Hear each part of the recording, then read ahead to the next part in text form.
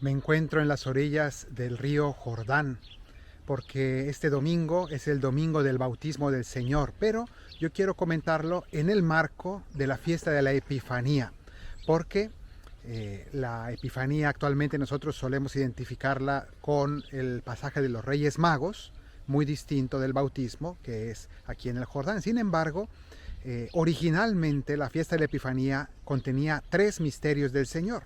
Epifanía significa manifestación. Entonces, la manifestación de Jesús, la iglesia la veía en tres momentos distintos, tres misterios de la vida de Jesús. Uno, en las bodas de Caná. Dos, en la llegada de los Reyes Magos. Y tres, en el bautismo de Jesús en el Jordán. Entonces, dado que este año, el 6 de enero, justamente es el día anterior a el domingo del bautismo de Jesús, que este año caerá el 7 de enero, entonces nos queda muy bien ver la relación y de qué manera el bautismo de Jesús también es epifanía. Entonces voy a hablar un poco de las dos cosas. En primer lugar, hay que decir que Jesús se manifiesta de tres maneras distintas, como acabo de mencionar. Primero, Jesús se manifiesta ante los discípulos suyos en las bodas de Caná. Y de ese modo vemos cómo allí sus discípulos creyeron en él. Ahí ellos vieron pues su primer milagro. Pero antes de eso se nos narra en el Evangelio de San Mateo el pasaje de los Reyes Magos, que esa es la manifestación a los pueblos paganos, a los gentiles, ¿no? Están simbolizados en los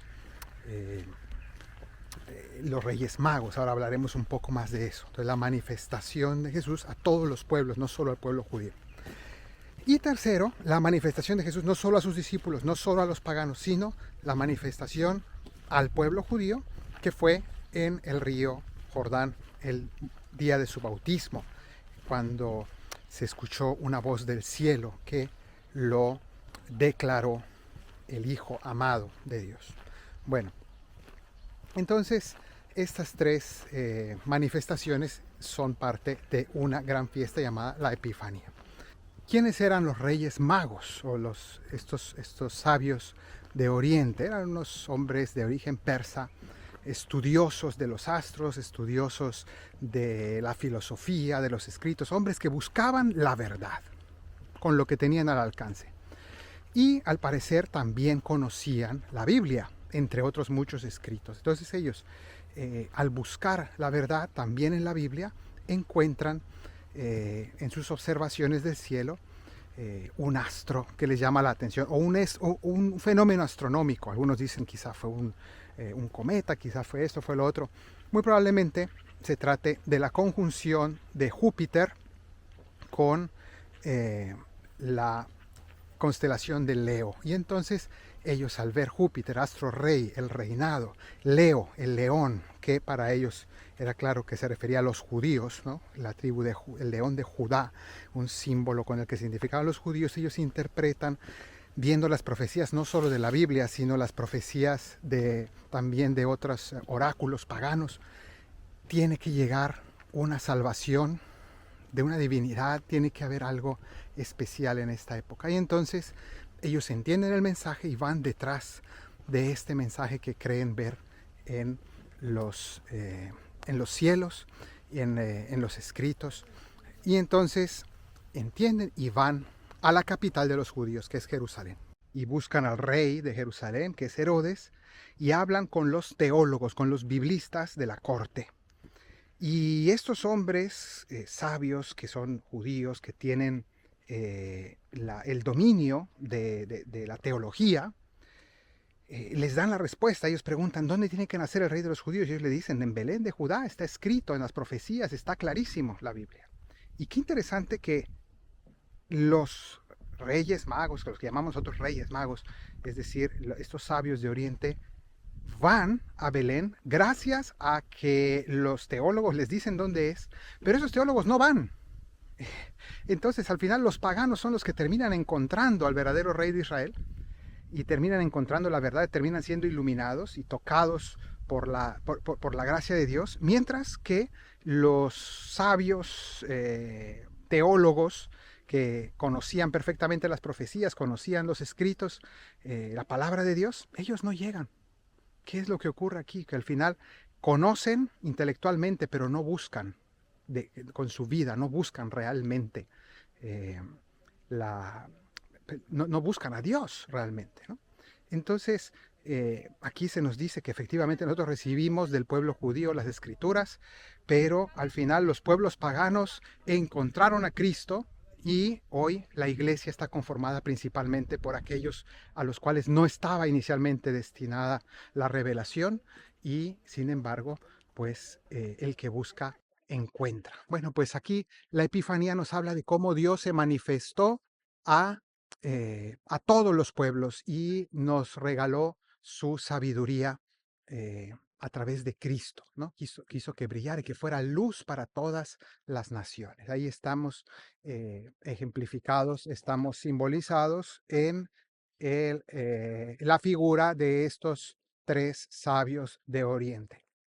Bueno, pero ahora hablemos un poco de lo que ocurrió aquí en el río Jordán, porque Jesús, además de manifestarse a los pueblos paganos, además de manifestarse a sus discípulos en las bodas de Caná, transformando el agua en vino, también se manifestó aquí en el río, en este río, en el río Jordán, con su bautismo.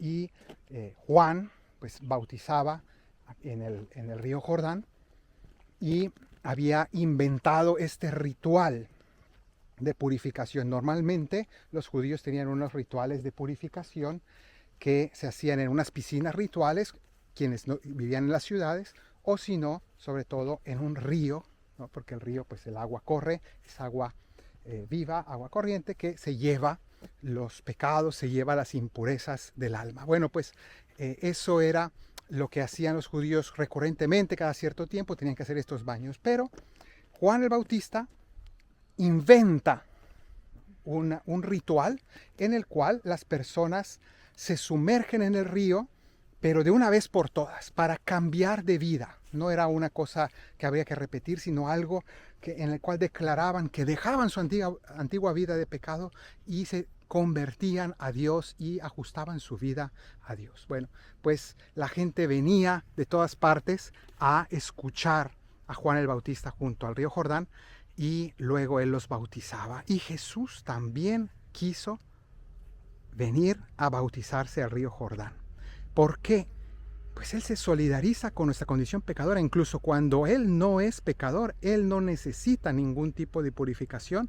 Jesús, sin embargo, viene al río Jordán y se sumerge en estas aguas. Sumergirse en las aguas del Jordán significaba: muero, merezco la muerte por mis pecados, pero nazco a una nueva vida. En el caso de Jesús, significa que Jesús entra en el agua y nos está diciendo: yo voy a morir por sus pecados, ya no por los míos, yo voy a morir por sus pecados, y al salir del agua declara: yo resucitaré, venceré el pecado y la muerte.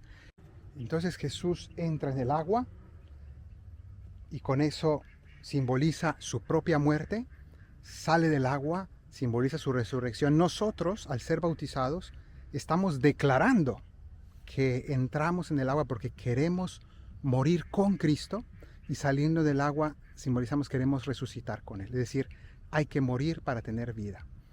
Esa es la gran pregunta que todo hombre debe hacerse en la vida. ¿Tú quieres dar tu vida o te la quieres quedar para ti mismo? ¿Quieres vivir para entregarte como Cristo y así tener vida? ¿O quieres quedarte con tu vida, es decir, hacer solamente lo que a ti te place, vivir para tus propios caprichos? Esa es la gran disyuntiva de la vida. Nosotros en el bautismo optamos por este camino. Hay que morir para vivir. Jesús dijo: el que quiera salvar su vida, es quedarse con su vida, la perderá. El que la pierda, el que la dé, el que la done por mí, por el Evangelio, la encontrará. Bueno, pues ese es el camino del bautizado. Entonces Jesús, cuando sale del agua, se nos dice aquí en el Evangelio de San Marcos que el Espíritu descendió sobre él en forma de paloma y se escuchó una voz que dijo: este es mi Hijo amado, escuchadlo. Entonces esto hace que sea una muestra de que Jesús es el Hijo de Dios, pero también nos recuerda que nosotros por el bautismo somos también hechos hijos de Dios. Y entonces Él nos revela nuestra, no solo su propia identidad, sino nuestra propia identidad. Nosotros somos hijos de Dios, hemos hechos hijos de Dios, por la fe escuchamos esto mismo. Cuando fuimos bautizados, Dios dijo, este también es mi Hijo. En Cristo, en Él somos hechos hijos verdaderos. ¿Qué significa ser hijo de Dios? Significa realmente que ahora por nuestras venas no corre solo sangre humana, sino que ahora por nuestras venas corre sangre divina, que significa, es una manera de decir que la naturaleza divina, la gracia de Dios corre por nuestro interior, y ahora somos capaces, por el Espíritu Santo, somos sumergidos en el Espíritu Santo. Jesús nos bautiza en el Espíritu Santo, de manera que ahora somos capaces de actos que solo son posibles para Dios, no para los hombres. Podemos amar como ama Dios y no solo como aman de manera egoísta los hombres. Sentir como siente Dios y no como sentimos los hombres. Pensar como piensa Dios y no solo como piensan los hombres. Somos capaces de actos divinos. Somos capaces de cosas extraordinarias. En los santos lo vemos ya cumplido. La santidad es amar a Dios sobre todas las cosas y al prójimo como a sí mismos. Virtudes en grado heroico, que uno dice, ¿cómo es posible que un ser humano sea capaz de tal amor, tal heroicidad, tal grandeza? No son ellos, es la gracia de Dios en ellos, y nosotros tenemos eso mismo por el bautismo. Lo hemos adquirido, hay que desarrollarlo, estamos llamados a ello. Entonces hoy Jesús nos recuerda aquí en el Jordán que Él es el Hijo, y en Él por el bautismo también nosotros hemos sido hechos hijos de Dios, y también tenemos la herencia eterna. Somos realmente seres divinos por la gracia de Dios. Que el Señor te bendiga desde Sion, el que hizo cielo y tierra, en el nombre del Padre y del Hijo y del Espíritu Santo. Amén.